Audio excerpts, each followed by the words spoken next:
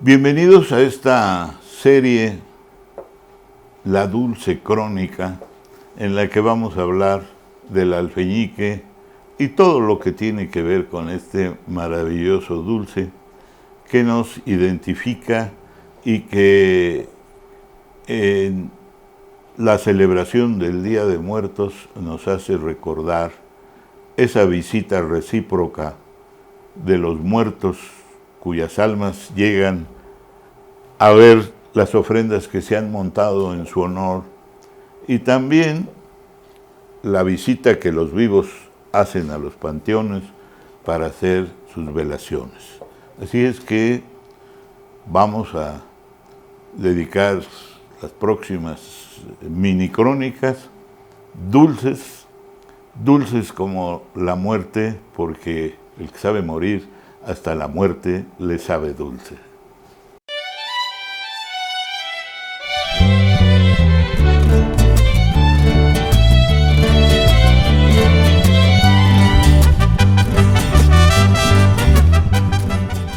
Tenemos otro tipo de dulcería que es el modelado.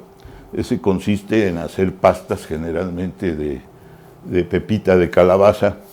Y aquí tenemos un extraordinario ejemplo del tercer grupo, que es el dulce modelado. Consiste precisamente en moldearlo con la mano, con los dedos. Y el cuarto grupo es la miniatura. Aquí tenemos una combinación de miniatura con modelado. Y vean ustedes qué escena tan extraordinaria que nos reproduce seguramente un pasaje de la Revolución Mexicana, en donde pues los hombres que iban al frente de batalla a luchar por sus ideales o por su grupo que defendían, pues no eran ejércitos organizados, no existían los cuarteles, no existía lo que después se llamó el rancho, es decir, la hora y la preparación en el cuartel para dar de comer a los soldados. Entonces, ¿quiénes acompañaban a estos revolucionarios? La mamá, la hermana, la hija, la novia, y ellas eran las que hacían precisamente la comida para esos soldados. Sabemos también que entraron, y aquí podemos ver que entraron a los balazos también, y también fueron enfermeras, y también curaron a los heridos, a los enfermos. Eran épocas en las que no se podía desperdiciar una tortilla dura que quedara del día anterior, una tortilla que habían quedado en pedazos. Y entonces esas mujeres, con su ingenio, con los pocos recursos que tenían para andar en campaña, porque en su casa probablemente podrían tener lo elemental de una cocina, pero en campaña apenas si tendrían un bracerito que andaban cargando, un comalito y una cuchara quizá, y párenle de contar. Entonces estas mujeres se las ingenian y empiezan a hacer platillos que hoy son antojitos de cualquier almorcería, chilaquiles, tostadas, chalupas y demás. Termina la revolución y estas mujeres ya no quieren regresar al 100% del tiempo al hogar. Y entonces por las tardes empiezan a salir con sus botes, sus ollas, sus cazuelas, a vender en las esquinas, a vender afuera de los templos esos antojitos que hasta la fecha, si vamos al templo de San Sebastián un domingo, pues vemos que ahí afuera hay gente almorzando pancita o pambazos o lo que sea. Bueno, pues aparentemente estoy abandonando el tema, pero no, porque en la dulcería tradicional de Día de Muertos, de alguna manera estamos recordando a aquellas mujeres y a aquellos revolucionarios, porque precisamente estas celebraciones del Día de Muertos son una mezcla de una serie increíble de influencias de tipo prehispánico, celtas, grecolatinas, y precisamente el Día de Muertos tenemos una celebración que se cimenta en dos pilares. Uno, la creencia, y otro, la costumbre. La creencia en el sentido de que hay un alma que regresa en estos días. La celebración del Día de Muertos pues la establece Gregorio I por ahí del siglo IX, es la celebración de los fieles difuntos, que aquí decimos Día de Muertos y es el día 1 de noviembre. El día anterior se cree que vienen las almas de los niños. Así es que los dos pilares de nuestra celebración, repito, son, por un lado, la visita de las almas de los seres queridos que vienen el día 1. Es una visita, vamos a decir, de los muertos a los vivos. Pero también hay una contrapartida, que es la costumbre, que es la visita de los vivos a los muertos, y que es el día en que se visitan los panteones. A lo mejor durante todo el año no se hizo ningún aseo, pero para el día de los difuntos se lavan las tumbas, se llenan de agua los floreros, se trae una cantidad impresionante de flores y demás.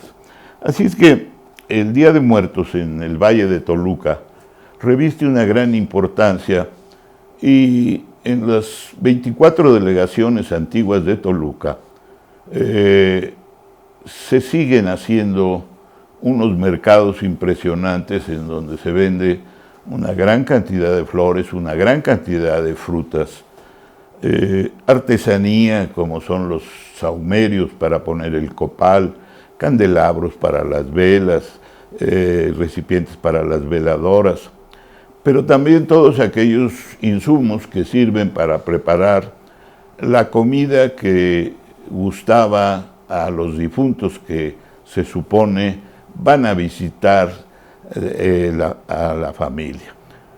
Por ejemplo, es muy curioso que en La Mancha, en España, se tiene el temor a que las almas o las ánimas penetren en las casas. Y hubo una época en que se llegaban a taponear las rendijas, las cerraduras de las puertas para que no entraran. Aquí al contrario, aquí les abrimos la puerta, les ponemos un camino de flores para que lleguen y los recibimos con todo aquello que les gustaba. Si les gustaba la cerveza o el pulque, hay que ponerle su cerveza, su tarro de pulque. Si les gustaba el box, hay veces que se ponen los guantes que usó el difunto. Si les gustaba la cacería, le ponen ahí la escopeta que usó mucho tiempo. Entonces imagínense cuando a un extranjero se le obsequia una calaverita con su nombre, se pone verdaderamente temeroso de que le estamos diciendo que lo queremos ver así como calavera, y no entienden el sentido de nuestras calaveritas. Pero imaginen el alma de la abuelita Cholita, que murió y que regresa, y que entra y ve que hay una ofrenda, hay una mesa servida con todo aquello que a ella le encantaba, y ve una calaverita que dice en la frente, Cholita. Seguramente se sentirá muy feliz de que no la han olvidado. Entonces, imagínense ustedes todo lo que representa esta dulcería de Día de Muertos, que toma un lugar importantísimo en las ofrendas.